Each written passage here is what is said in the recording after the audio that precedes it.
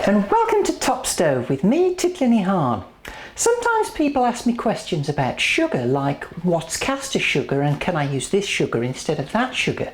So in this edition of Top Stove I'll briefly describe to you some of the types of sugars that are commonly available in supermarkets and what you might use them for. I've got 7 different sugars here that typically you might find in a supermarket, and I'll start with these at the top. These 3 sugars are all unrefined cane sugars, and they're the natural sugars that you get from the juice that's extracted from sugar cane. This one is known as Demerara or Turbinado sugar. It's light brown in colour and typically crystalline. This one is a light brown soft cane sugar. It's very fine in nature. And this last one is Muscovado sugar, and as you can see it's very dark.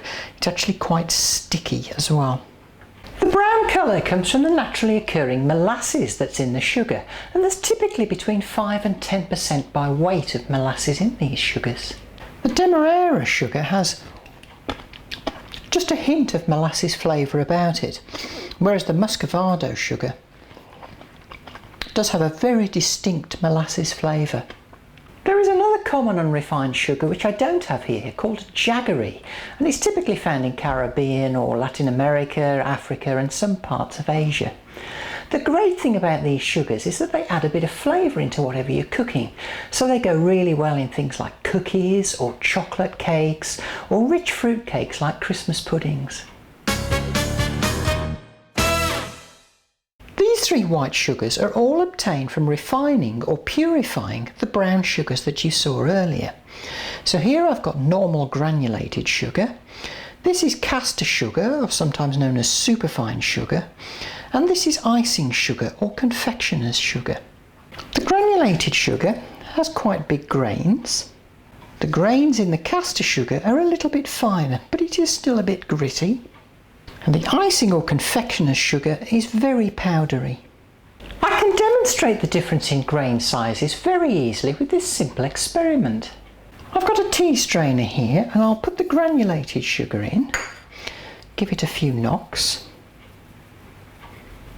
and as you can see, not much of the sugar actually goes through the tea strainer. Now I'll do the same thing with the caster sugar. As you can see, it goes very easily through my tea strainer. And finally there's the icing sugar. It's like flour.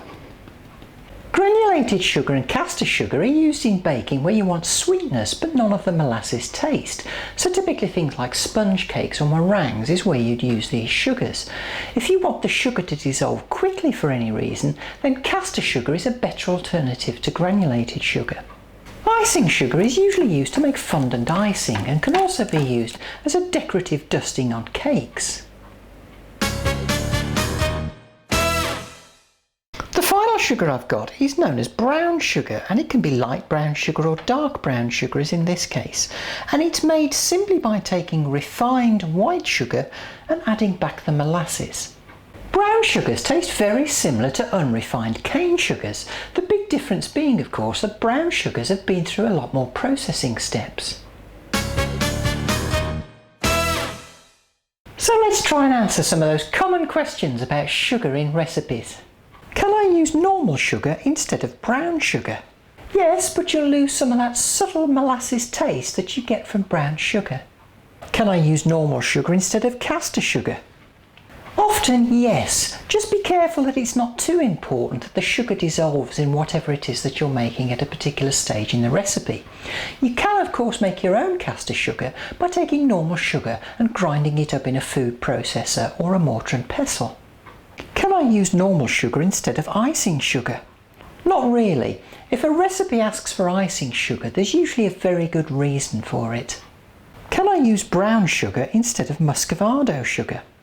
All brown sugars are interchangeable. It all depends how much of that molasses flavour you want in whatever it is that you're making. I hope that's been useful for you and you understand a little bit more about the different types of sugar. Next time on Top Stove, I'll be looking at the Tefal ActiFry, a device that claims to be able to fry chips with just a teaspoon of oil. Thanks for watching and join me next time on Top Stove.